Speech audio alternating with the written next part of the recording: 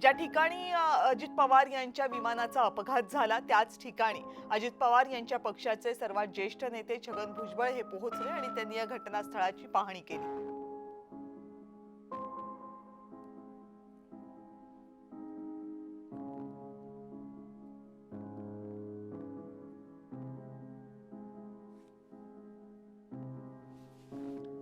छगन भुजबळ हे आज या अपघाताचं वृत्त कळल्यानंतर काही वेळातच बारामतीमध्ये दाखल झाले आणि बारामतीपासून फक्त काही अंतरावर असलेल्या या दुर्घटनास्थळाची सुद्धा त्यांनी पाहणी केली।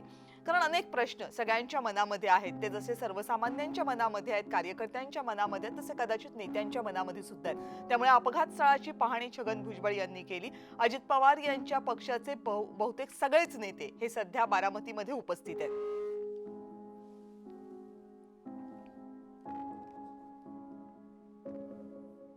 ज्या विमानाचा अपघात झाला, ज्या विमानाच्या अपघातामध्ये अजित पवार यांचा मृत्यू झाला, त्या विमानाची नेमकी माहिती काय, ते विमान केव्हापासून कार्यरत होतं या संदर्भातही जाणून घेऊयात।